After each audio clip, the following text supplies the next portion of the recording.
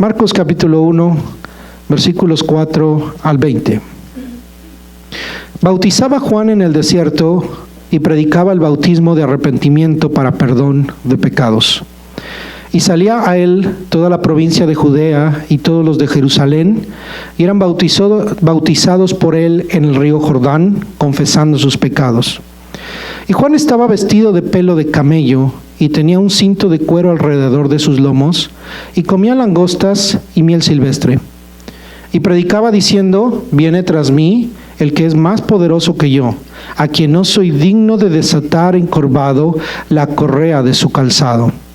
Yo a la verdad os he bautizado con agua, pero él os bautizará con Espíritu Santo y fuego. Aconteció en aquellos días que Jesús vino de Nazaret de Galilea y fue bautizado por Juan en el Jordán. Y luego, cuando subía del agua, vio abrirse los cielos y al Espíritu como paloma que descendía sobre él. Y vino una voz de los cielos que decía: Tú eres mi Hijo amado, en ti tengo complacencia. Y luego el Espíritu le impulsó al desierto.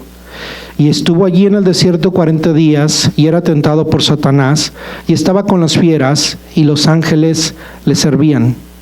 Después que Juan fue encarcelado, Jesús vino a Galilea predicando el evangelio del reino de Dios, y diciendo: el tiempo se ha cumplido, y el reino de Dios se ha acercado.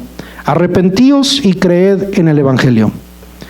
Andando junto al mar de Galilea, vio a Simón y a Andrés su hermano, que echaba la red en el mar, porque eran pescadores.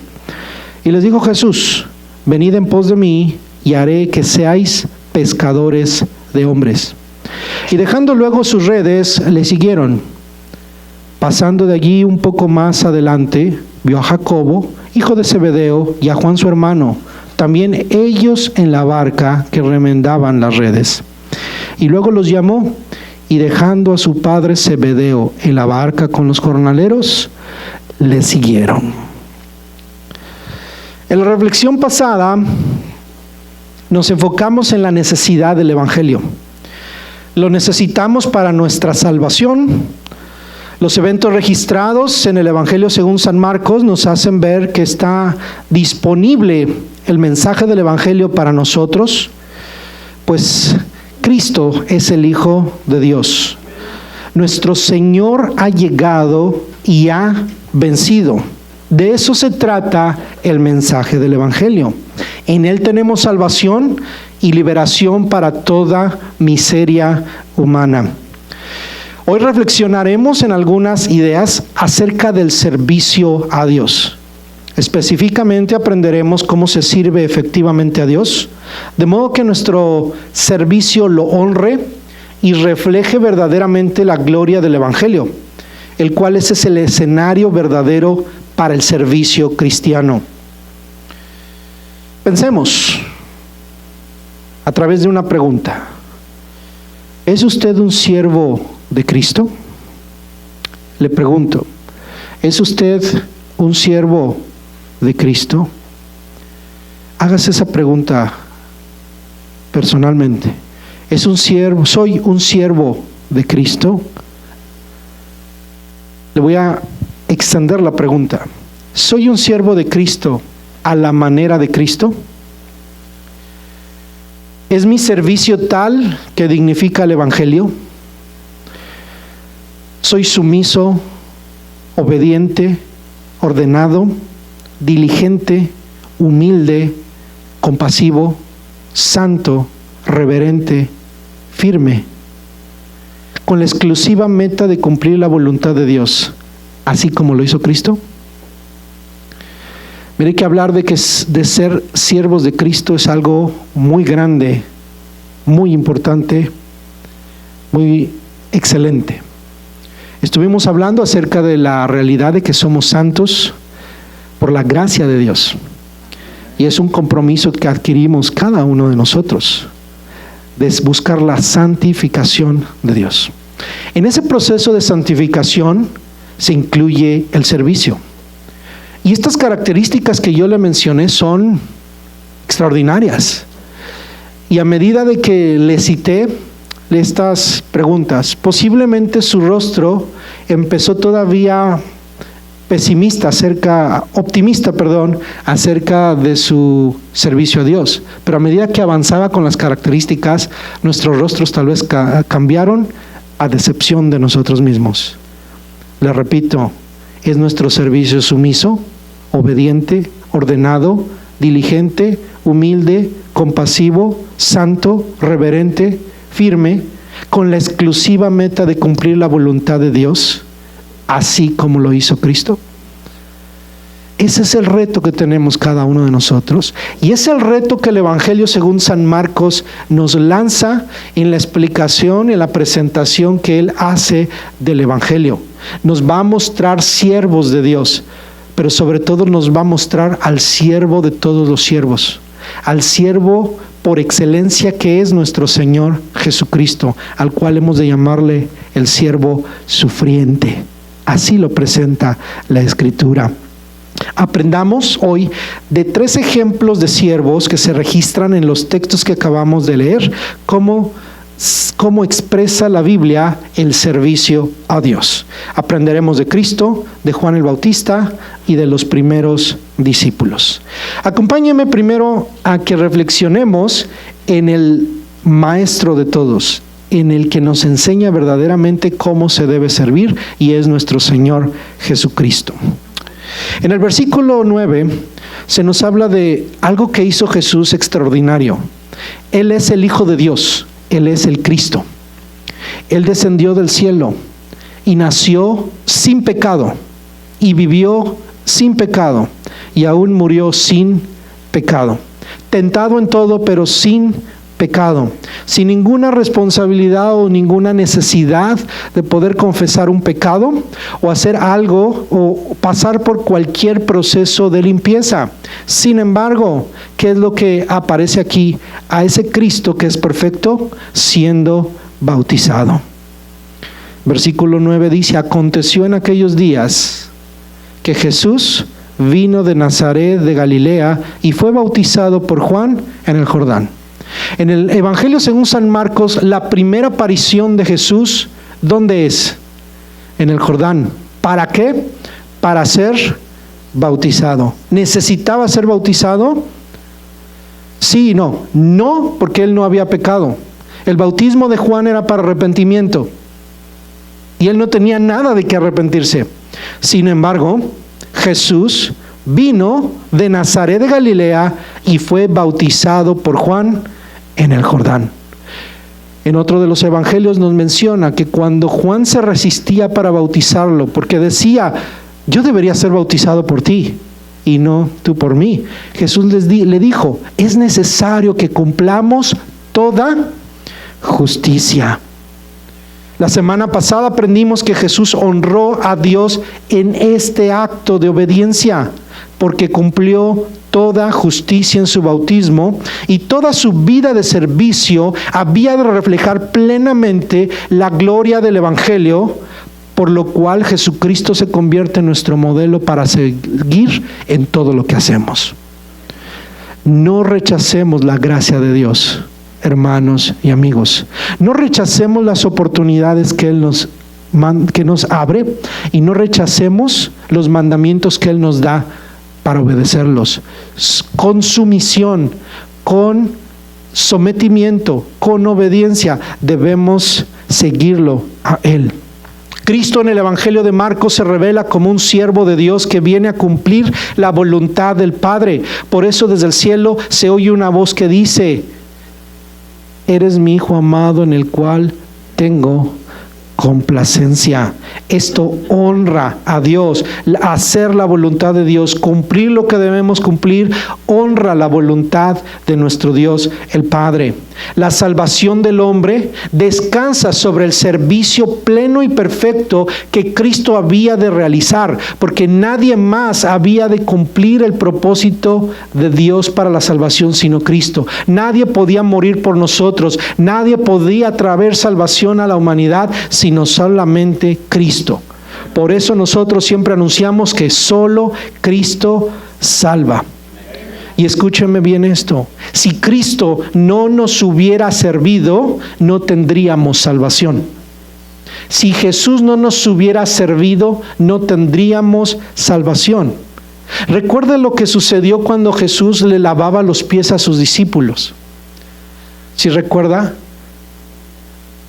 Jesús viene ante sus discípulos, se pone, agarra la manta, agarra el agua, agarra el recipiente y empieza a lavar los pies de los discípulos. Y entendemos que los que lavaban los pies de las personas eran los esclavos de menor rango. ¿Y Jesús qué lección nos da ahí? Que Él vino no para ser servido, sino para servir. Y Pedro levanta los pies. Yo no sé si los levantó, qué haya hecho, pero decía, tú no me lavas los pies. Y Jesús le dijo, es necesario. Porque si no te lavo los pies, no tienes parte conmigo. Es decir, que si Jesús no hubiera venido a servirnos, no podríamos tener salvación. Él tenía que ser como uno de nosotros. Y dice el libro de los Filipenses que siendo Dios, no escatimó ser igual a Dios como cosa que aferrarse, sino que se humilló haciéndose obediente hasta la muerte y muerte de cruz. Y hay una palabra que aparece ahí, se hizo obediente. Se sometió a la voluntad del Padre, se sometió a la voluntad divina, y eso es lo que lo hizo un siervo. ¿Qué es lo que hace a una persona un siervo? Su sometimiento. ¿Qué es lo que hace a un cristiano un siervo? La obediencia. ¿Qué es lo que hace a un cristiano un siervo? Todas las características que yo le mencioné aquí, todas ellas la tuvo Cristo. Él vino a servirnos de una manera que nadie podía servirnos. Él vino a morir por cada uno de nosotros. Es decir, que en cada cosa que veamos de Cristo, realmente lo que está haciendo Cristo es sacarnos de nuestro error, sacarnos de nuestra miseria, sacarnos de nuestra maldad. Cualquier acto que nosotros hagamos, cualquier lugar a donde nosotros vayamos, cualquier intención que en lo profundo es perversa, que en lo profundo es mala, ahí va a estar Cristo a través de su Espíritu Santo mostrándonos en su palabra cómo se debe vivir y cómo se debe servir. En el libro de Marcos, hermano, vea a un Cristo activo, sirviendo a Dios. Por eso es que en los pocos versículos que leímos usted ve muchos eventos, y en el libro de Marcos, que es el evangelio más corto, va a haber una cantidad grande de eventos, porque se va a ver a Cristo sirviendo y cumpliendo el propósito que Dios tiene para nosotros. Así que honramos a Dios y reflejamos la gloria del evangelio cuando cumplimos toda justicia, cuando hacemos la voluntad de Dios, nos sometemos en obediencia y lo hacemos diligentemente.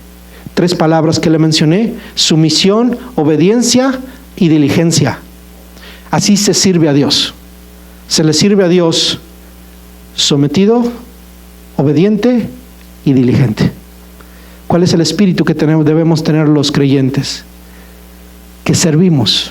Eso debemos tenerlo todos los creyentes, pero sobre todo los que servimos. Debemos ser obedientes, sumisos y diligentes. Si hacemos algo, lo hacemos porque estamos sometidos a la voluntad de Dios.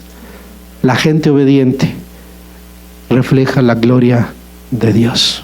Este mundo no nos enseña eso. En este mundo nos dice: no dejes que te menosprecien, no dejes que te controlen, no dejes que te manden. Es más, a la gente, a nuestros jefes le decimos: aquí nadie me manda. Y en nuestros contextos donde tenemos mayor control decimos: aquí mando yo. Pero debes saber que en todo el universo no hay lugar, y no va a hallar usted lugar en donde usted verdaderamente tenga control. Porque quien gobierna el universo es Dios. Aún en su hogar como autoridad, usted que es varón, en su hogar usted tiene autoridad, pero usted va a ejercer su autoridad en obediencia ¿a quién? A Dios, que es el que tiene toda autoridad en nuestro hogar. Por eso usted ya no se maneja solo.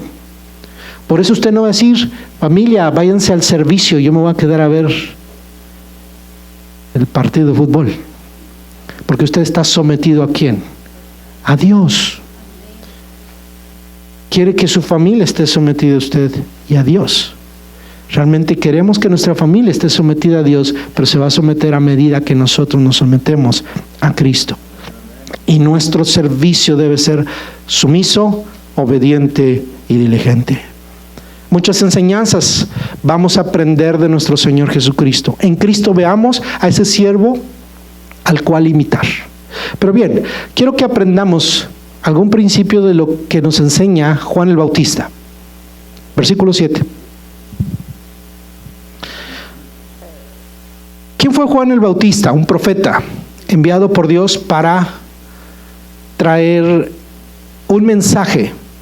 Y ese mensaje era que Cristo venía, que el Mesías venía. Era la voz que clamaba en el desierto, anunciada de los profetas de la antigüedad, preparando el camino de aquel que había de venir, llamando a los pecadores al arrepentimiento y bautizándolos por esa misma razón. Y Juan el Bautista en el versículo 7 dice, y predicaba diciendo, viene tras mí el que es más poderoso que yo, a quien no soy digno de desatar encorvado la correa de su calzado. Él predicaba el arrepentimiento, pero a medida que predicaba, su predicación apuntaba a una persona que venía detrás de él. ¿Quién es? Jesucristo. Él hablaba de quién, de aquel que verdaderamente hace libre del pecado. Y dice, viene detrás de mí, viene tras mí, el que es más poderoso que yo. Viene tras mí uno que es más poderoso que yo. Quiero que aprendamos algunas ideas de aquí. Juan entendía el carácter del Mesías, del Cristo que vendría. Juan entendía que había sido comisionado por Dios para preparar el camino del Señor. Y Marcos, el evangelista, expresa la humildad de uno que es llamado por Dios. Aquí aparece un Juan el Bautista humilde. Si Juan el Bautista fue útil, es porque fue humilde. Él fue humilde, se sometió a la voluntad de Dios. Él era un hijo de sacerdote, pero él sabía que tenía un llamado de Dios. ¿Y qué es lo que decidió? Seguir el llamado de Dios. No traía el traje sacerdotal, que era excelente y que no era nada despreciable, sino traía pelo de camello. Era un profeta. Dios había llamado a Juan como profeta, comiendo langosta y miel silvestre. Es un hombre que renunció a su yo para poder seguir el propósito que Dios tenía y vivir de una manera humilde. Y su predicación fue humilde. Él era un predicador. ¿Y cómo fue este predicador? Humilde. ¿Cómo fue este predicador? Humilde. ¿De quién habló? De otro. ¿Cómo habló del otro? Bien. Juan el Bautista habló bien de Cristo. Dos características que encuentro en este pasaje, en esta realidad de Juan el Bautista. Uno, él dijo, el que viene tras mí es más poderoso que yo. La Biblia dice que el pueblo apreciaba a Juan el Bautista y lo tenía por profeta. No podían tocar a Juan el Bautista, no podían hablar mal de él. Es decir, Juan el Bautista tenía una gran estatura delante del pueblo. Pero Juan el Bautista decía, hay uno más poderoso que yo. Y esto es una enseñanza para nosotros. La realidad de aquel a quien servimos es que es más poderoso que nosotros. ¿Es usted un siervo? Ven, qué bueno. ¿Sabe a quién sirve? A uno más poderoso que usted. Así que no vea lo que usted sirve como algo insignificante, porque usted sirve o hace cosas para uno que es más poderoso que usted. Y de quien predica no es de usted, sino uno que es más poderoso que usted. Por eso cuando usted predica, yo no puedo salvar, usted no puede salvar, pero habla de uno que es más poderoso que usted. Así que una persona, piensa en esto, puede recibir la salvación por medio de usted, en el sentido de que usted es un siervo de Dios, de uno que es más poderoso que usted. Así que cuando servimos a Dios, tenemos que saber que estamos sirviendo a uno que es más poderoso que nosotros. Hermano, servir a Dios como iglesia es un reto. La iglesia durante los primeros siglos dio la vida por Cristo, porque sabía que servían a uno más poderoso. Y dieron la vida como Cristo. Jesús dijo, ¿no sabes que si yo clamo, mi Padre enviaría ángeles y me salvarían de cualquier ejército? De cualquier ejército podía Dios librarnos. Dios nos puede librar de cualquier cosa porque es más poderoso que nosotros. Así que cuando servimos a Dios debemos tener la noción de que Él es más poderoso que nosotros. ¿Y qué hace esa noción de que servimos a uno más poderoso que nosotros? Número uno, nos coloca en el lugar correcto para servir. ¿A qué me refiero? A que no hacemos más ni hacemos menos. Cuando servimos a Dios simplemente se le sirve. Sirva a Dios. Cada uno de nosotros tenemos diferentes llamados. A mí me toca estar aquí, hermano, y predicarle la palabra. Es un reto. Pero hay uno más poderoso que yo.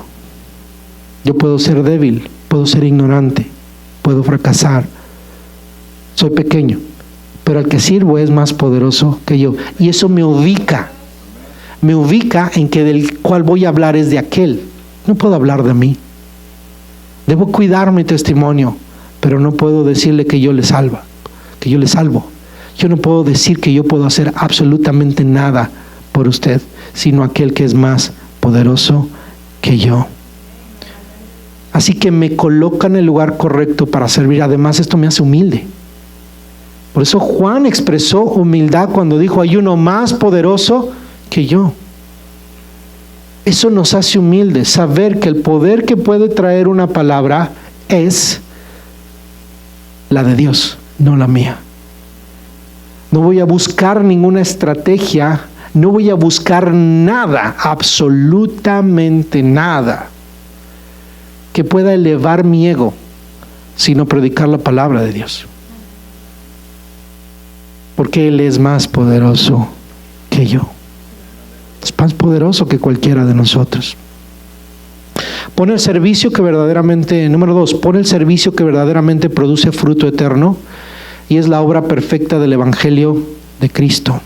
Todo lo que hacemos debe mostrar a Cristo y llevar a las personas a Cristo. Nuestro servicio debe llevar a las personas y a nosotros mismos, ¿a quién? A Cristo. Nuestro servicio debe apuntar a Cristo. Nuestro servicio tiene que ver con Cristo. La segunda frase que utiliza Juan el Bautista es la siguiente. Dice, viene tras mí el que es más poderoso que yo.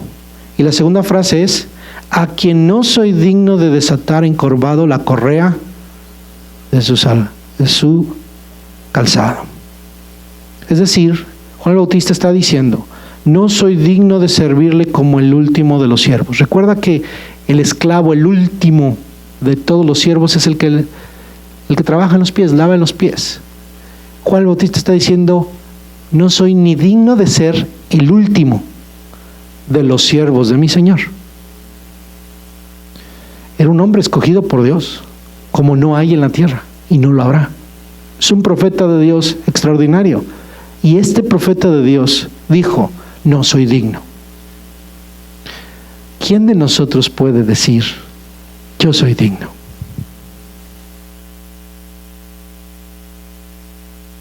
Hay algo, hermano, en nuestro servicio que debemos cuidar, la humildad.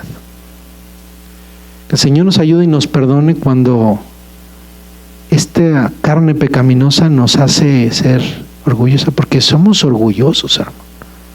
Se lo confieso. Lo confieso, somos orgullosos.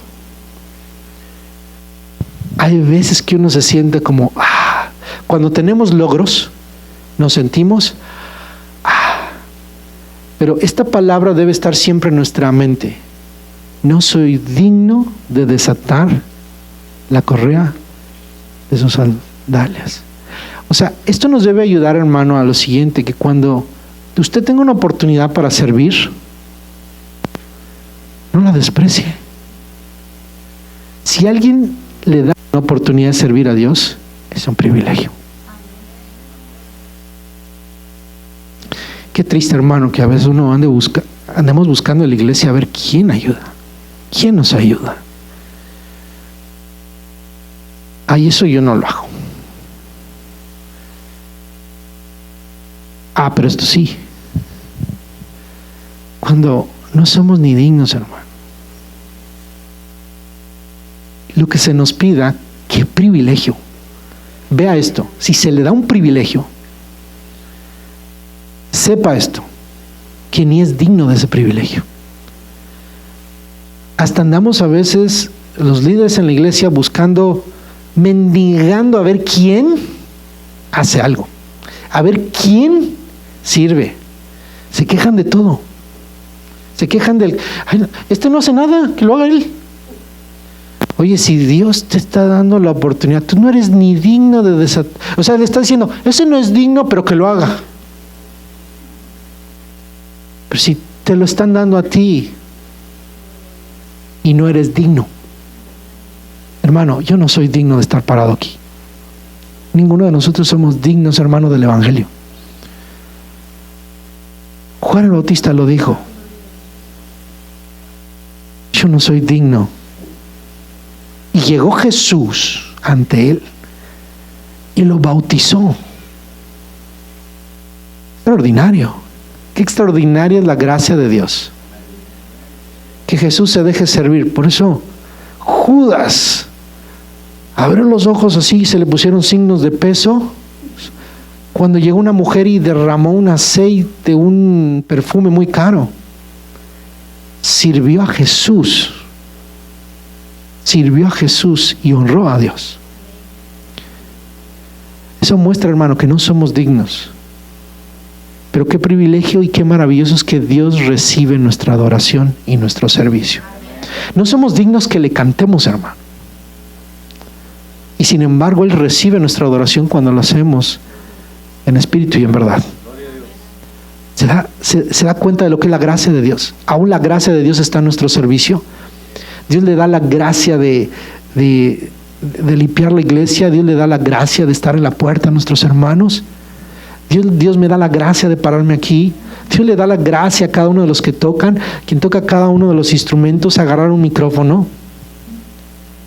Las maestras, los maestros, darle una clase. Los hermanos que están allá en los equipos. Cada mínimo servicio que le demos a Dios es un privilegio que no merecemos. Así que no lo despreciemos. No lo merecemos. No lo merecemos. Es un privilegio.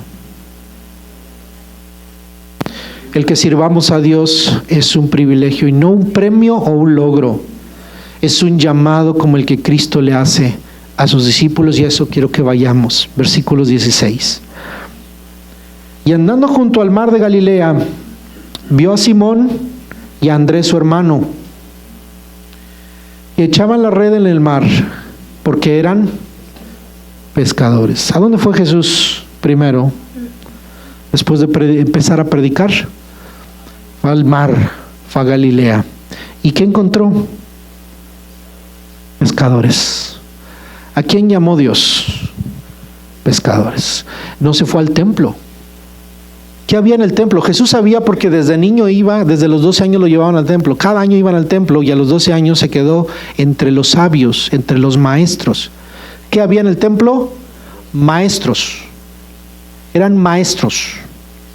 Eran gente que conocía la palabra de Dios. Por eso Jesús estaba ahí. Había gente que tenía capacidades, pero Jesús no fue ahí. No fue al templo. ¿A dónde fue? A donde había gente trabajadora, común y corriente. ¿Qué encontraron unos? ¿Qué encontró unos pescadores? Así que, ¿qué nos está enseñando esto? Que Cristo llama a personas comunes y corrientes. ¿De dónde lo sacó Dios a usted?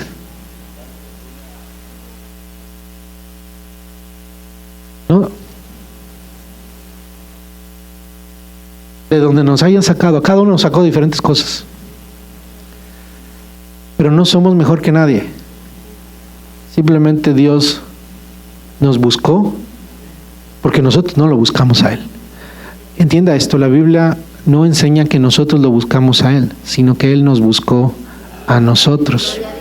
Porque si no, no hubiéramos llegado, hermano. Usted no llegó a ver dónde está una iglesia. Varios han llegado aquí a la iglesia, sé que una gran mayoría ha llegado por internet, pero usted ya era creyente y estaba buscando una iglesia. Pero cuando se convirtió, usted no buscó a Dios para convertirse, sino que Dios lo buscó a usted. Así que usted es aquella persona que Dios está llamando a su servicio. Ese servicio que le mostré al principio, que es excelente y que tiene muchas características que humanamente son imposibles, pero que bajo la perspectiva de Dios son posibles. Dios lo llama a usted. Así que Cristo llama a gente común y corriente. Lo que tú eres y lo que tienes no te hace mejor o peor candidato para servir. Es decir, usted es un candidato para servir. A lo mejor dice, yo podré servir a Dios. No está en usted, hermano. No está en usted. Que Dios nos llama a hacer su voluntad como Él quiere. Si hoy me llama a predicar, predicaré. Si el día de mañana me llama a no predicar, no predicaré. Porque el dueño de la obra es Cristo. Así que lo que eres y lo que tienes no te hace mejor o peor candidato a servir. Es el llamado de Cristo lo que te hace un siervo. ¿Qué es lo que te hace un siervo? El llamado de Dios. Si Dios te llama, tú eres un siervo. Ahora, ¿cuál es el elemento que transforma a una persona común y corriente en un siervo?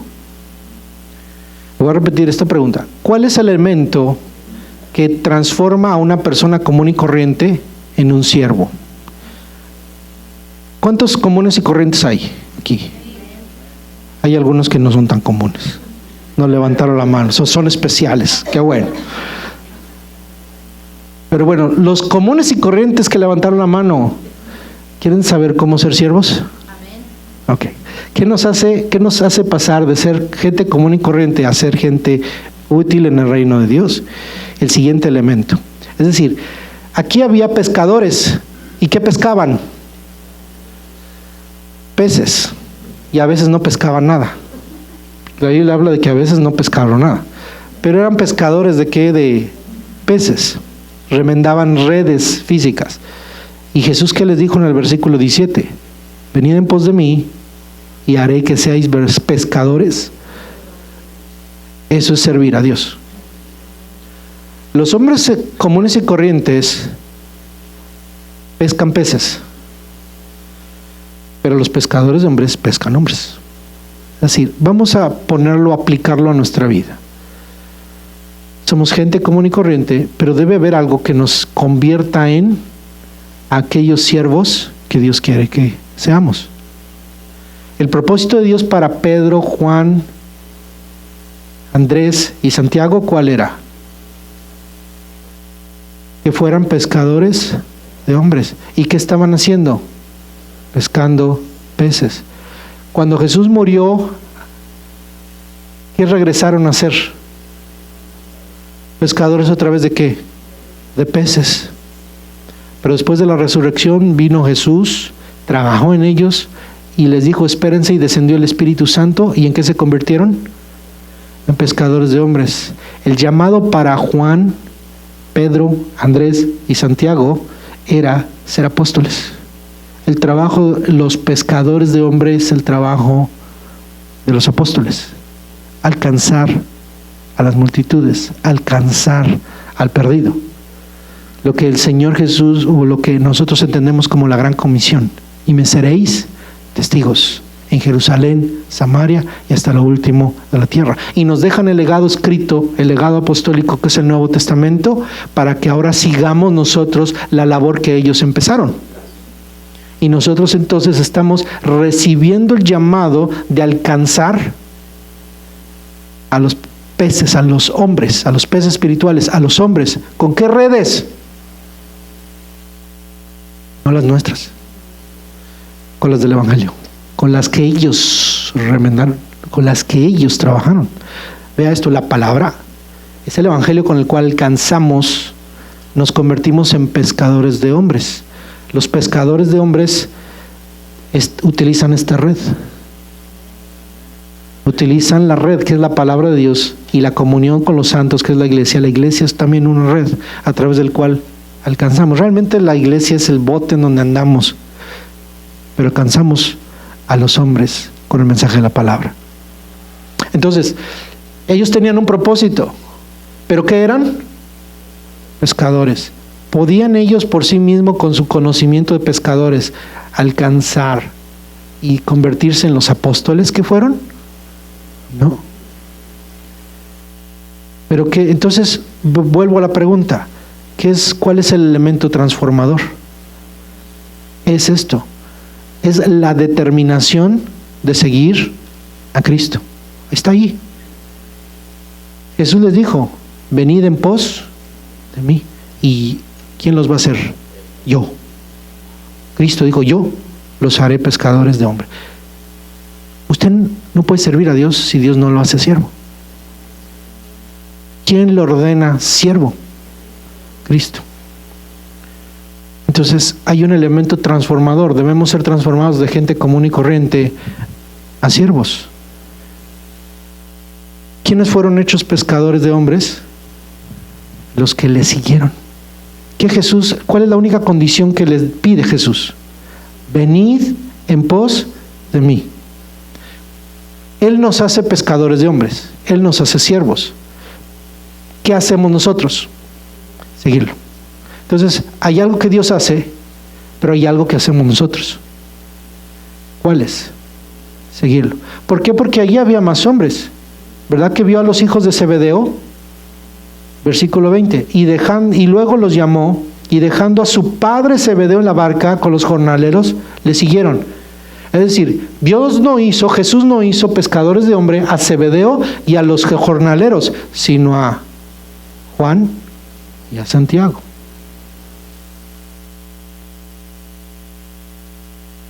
¿Quiénes son los que se convierten en siervos?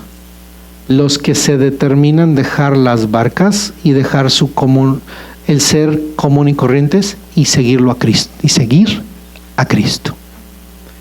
¿Cuál es el elemento transformador? La determinación que yo tomo de venir en pos de Él.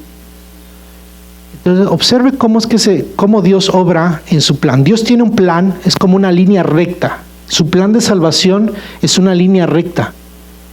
Que si usted se va para acá, ya perdió el plan. Si usted agarra el plan por aquí, dice pues es el plan que Dios dijo, pero yo lo voy a hacer aquí, usted no está en el plan de Dios. Y entonces en el plan, uno tras otro empieza a caminar. Vinieron Abraham, vino Isaac, vino Jacob, vino Israel, vino los hijos de Israel, de Jacob, vino Moisés, vino Josué, entraron a la tierra prometida, vinieron los profetas, vinieron los reyes, y después mandó ¿qué?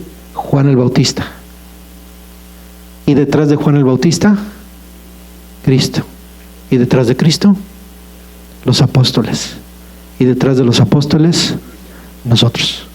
Todos vamos unos tras otros. Todos vamos unos tras otros en el plan de Dios. No podemos hacer la obra de Dios como nosotros queremos, sino como Dios la ha trazado. Nosotros a través del Evangelio, el Evangelio es esa línea, y nosotros nos metemos a la línea. Mismo Cristo no apareció por otro lado. ¿Dónde apareció? Detrás de Juan el Bautista. Si Jesús no hubiera aparecido detrás de Juan el Bautista, Él no era, porque no tendría el precursor. Pero apareció detrás de Juan el Bautista y le dijo, es necesario que tú me bautices. Y cuando Juan el Bautista termina su labor, empieza Cristo. Y cuando Jesús asciende al cielo, manda al Espíritu, y el Espíritu a quien comisiona o empodera a los que Cristo comisionó. Cristo es el que comisiona, hermano. ¿Quién es el que hace pescadores de hombres? Cristo. Cristo en usted. Cristo tiene un propósito para su vida y para la mía. Él es el que nos hace siervos. ¿Y cuál es nuestra labor? Caminar como siervos. Usted como iglesia, hermano, a mí como pastor me toca caminar detrás de los apóstoles. Es decir, la palabra apostólica. Y como iglesia, hermano, se somete a nosotros como líderes para que juntos caminemos detrás de la palabra. Y por eso, hermano, nos sometemos unos a otros y reconocemos el llamado de unos y otros. Vamos a reconocer el llamado que Dios tiene a los que llama a predicar para que nos enseñe la palabra. Discernimos como iglesia la palabra. Este es un siervo de Dios. Este me está enseñando la palabra de Dios. A este puedo seguir. Nos seguimos unos a otros y nos sometemos unos a otros en obediencia como iglesia, en orden, en disciplina, para poder seguir a Dios y cumplir el propósito que Él tiene para nosotros. ¿Quiénes fueron hechos pescadores de hombres? Los que le siguieron. Los que Cristo llamó ahí y que hasta el último día de la vida de Cristo en la tierra o en su ministerio lo vieron. Y lo vieron levantarse entre los muertos. Lo vieron resucitado. Y por eso cuando muere Judas y están reunidos, dice: busquemos a uno que fue testigo con nosotros. Escogieron a Matías. Esto te hace, hermano, pescador de hombre, no tus calificaciones. Somos pescadores de hombres no por calificaciones, sino por la gracia de Dios. Lo que fue un éxito para Pedro, Juan, Santiago y Andrés fue que dejaron las redes y lo siguieron. ¿Cuál es el éxito que podemos nosotros tener como siervos de Dios? Que aprendemos a dejar las redes terrenales para seguir a Cristo. Un ejemplo en el Antiguo Testamento se encuentra en Eliseo. Eliseo fue un profeta. Dice la Biblia que el profeta en turno era Elías, era un hombre lleno del poder de Dios, era un hombre con el fuego de Dios. Y ese hombre estaba al punto de poder partir. Y dice que pasando por un lugar se encontró a Eliseo. ¿Qué estaba haciendo Eliseo? Trabajando. Estaba ahí con el arado. Estaba trabajando. Y llegó cuando vio al profeta, estaba entendiendo que hay un llamado de Dios para él. Y dice la Biblia que Eliseo fue con sus padres, se despidió, dejó el trabajo y se fue a seguir a Elías. ¿Y por qué empezó a seguir a Elías? Porque no sabía el momento en donde Elías tenía que ser tomado. Porque si él veía y era testigo de esa obra, él recibiría la estafeta que seguía como profeta. Y eso sucedió.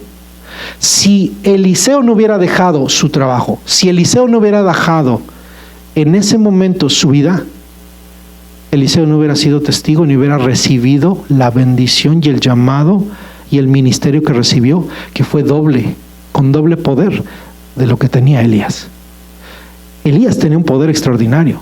Se le vio que aún su cadáver levantó muertos. Y la unción que recibió Eliseo fue lo doble.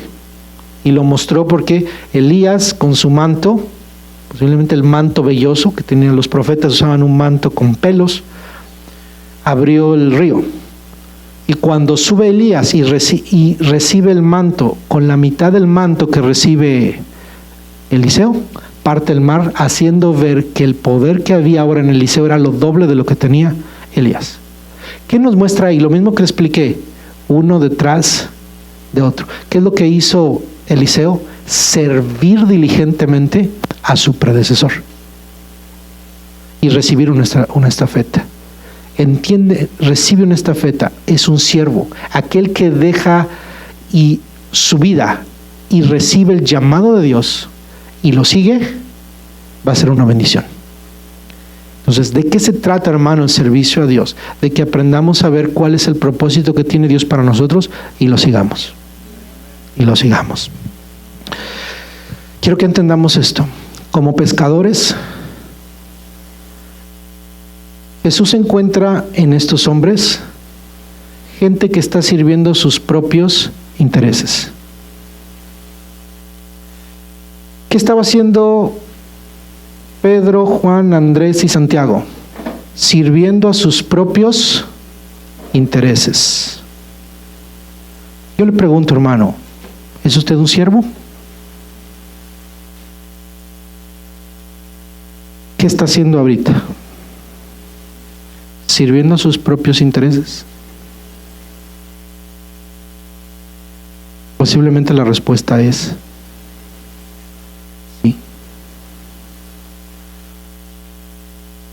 Sirve a Dios por el tiempo que le sobra. Sí le queda tiempo. ¿Es usted un siervo de Dios? Para ser efectivos, necesitamos seguirlo a Él. No le estoy diciendo que todos tenemos que dejar el trabajo, porque si no, ¿de qué comemos? Pero debemos escuchar la voz de Dios claramente, que nos llama a servirle diligentemente, a arreglar nuestra vida y seguirlo a Él diligentemente. Porque Dios quiere hacer de nosotros pescadores de hombres. Por eso no somos efectivos, porque no hemos determinado seguir a Cristo. Porque vemos como una prioridad trabajar por nuestros propios intereses y servir a nuestros propios intereses. Eso es un ídolo. Eso es un ídolo. Cuando Dios te llama como cristiano, no te está llamando a que dejes de trabajar, a que cumplas tus obligaciones, sino a que le sirvas como Él quiere que le sirvas, con todo tu corazón. Y que no escatimes ningún recurso ni tu propia vida para honrar y glorificar a Dios. Hermano, usted es un buen trabajador, espero que lo sea, hemos hablado de esto. Pero yo quiero, hermano, que a través del libro de Marcos aprendamos a ser buenos siervos de Dios. Porque me atrevo a decirle que a veces somos mejores empleados en el mundo que mejores siervos de Dios en la iglesia. Porque allá no nos quejamos, pero aquí sí. Debemos servir a Dios. ¿Cómo? Siguiéndole a Él, hermano. ¿Sabe? El servicio a Dios es sufrido. En el servicio a Dios se sufre. Porque el amor es sufrido. No es jactancioso, no se envanece, no hace nada indebido. Se sirve a Dios, hermano, con mucho esfuerzo. Pablo decía, con desvelos, con hambres, con privaciones. Se tiene que servir a Dios con esfuerzo. Hermano, yo quiero llamarlo al esfuerzo. A que miremos no nuestros propios intereses, sino que miremos el destino que Dios tiene para nosotros como pescadores de hombres. Los pescadores de hombres ya no sirven a los intereses, sus propios intereses, sino los intereses de Dios. El pescador normal busca pez para su propia hambre, pero el pescador de hombre busca hombres para la gloria de Dios.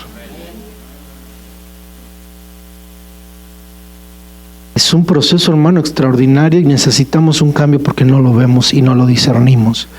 Porque esto es espiritual. ¿Por qué? Porque tenemos que servir a Dios y no vamos a sacar nada de eso. No vamos a sacar ningún beneficio de servir a Dios. Hermano, usted no saca ningún beneficio de servir aquí en la iglesia personal. Nadie le da un centavo. Es más, a veces nadie le da las gracias. Nadie. Es más, a veces sale usted frustrado. ¿Por qué? Porque le hicieron una mala cara. Así se sirve a Dios. Hermano, tengo que enseñarle. En la obra de Dios no va a recibir sonrisas, recompensas, sino hasta que Cristo venga. Y la mejor recompensa, hermano, es lindo, hermano, que lo halaguen, es lindo que a uno le aprecien, y creo que lo necesitamos apreciarnos unos a otros, y si podemos hay que hacerlo. Pero la mejor voz, buen siervo, fiel. En lo poco has sido fiel, en lo mucho te pondré. Entra en el gozo de tu Señor. ¿Se da cuenta? Nos va a recompensar Dios como siervos. Ahí va a estar la recompensa, hermano. Ahí. No mire al de junto, mire la recompensa que Dios tiene para usted. 3 palabras: ocupación, localización y vocación. ¿Qué es la ocupación? Las cosas en las que me ocupo, las cosas que hago. Usted tiene una ocupación. Todos tenemos una ocupación. Localización, donde usted opera. Pero también usted tiene una vocación. Y esta vocación es lo que Dios tiene para cada uno de nosotros. ¿Cuál es la vocación de Dios para nosotros? ¿Cuál es el propósito que dice la Biblia? Nuestra santificación. Y esta es prioritaria. El ser humano, no nos damos cuenta que la prioridad de nosotros no es nuestra ocupación ni nuestra localización, sino nuestra vocación, que es nuestra santificación. Y entonces, cuando entiendo que Dios quiere mi santificación, mi localización y mi ocupación van a ser instrumentos para que yo alcance mi vocación.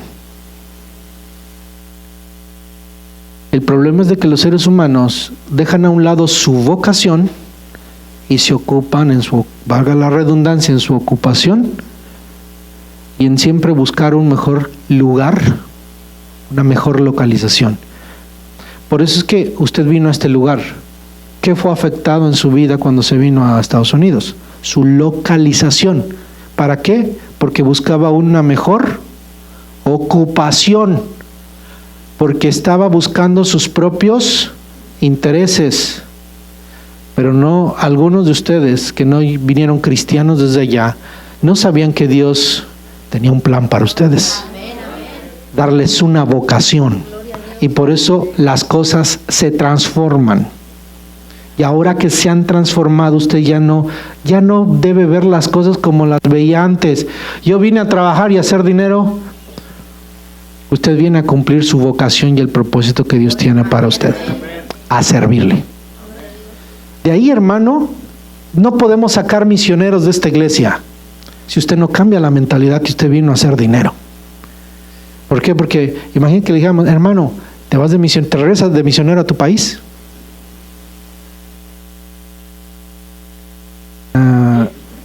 Pero voy a padecer. Exactamente, de eso se trata. No es fácil, hermano. Yo lo sé que no es fácil. No es fácil. Pero por eso Dios nos está confrontando aquí fuertemente. Dios modela tu ocupación y tu localización para que cumplas tu vocación. A veces no estamos en donde queremos estar, sino vamos a estar en donde Dios quiere que estemos, donde podamos cumplir la vocación que Dios tiene para nosotros. Nuestro trabajo es aquel que el Señor nos indica a medida que caminamos con Él. Si tú no empiezas a caminar con Él, Dios no te va a mostrar dónde vas. Empieza a caminar atrás de Cristo. Sigue las pisadas del Maestro. Y tienes que saber que donde Cristo pisa, debes pisar tú. Y donde Cristo pisó, debes pisar tú. Y entiende, las pisadas del Maestro son duras. Jesús pisó y se metió en medio de religiosos que lo odiaban. Jesús se metió en lugares donde lo rechazaron. Jesús se metió en sinagogas en donde después de que predicó lo querían tirar al vacío, pero Dios no lo permitió. Jesús fue llevado por el Espíritu al desierto. ¿Para qué? Para ser tentado por el diablo. Jesús fue traicionado. Jesús fue rechazado, golpeado, llevó una cruz, murió.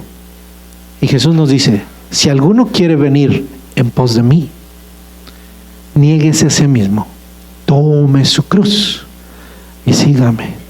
¿Qué cruz? la que él veía su cruz y decía, tú tienes que seguir mis pisadas, hay una cruz que tú tienes que seguir. Yo voy a morir por ti, por tus pecados, pero ahora tú tienes que morir por mí, no para ganarte tu salvación, sino para seguir mis pisadas, para ser útil en el reino de los cielos.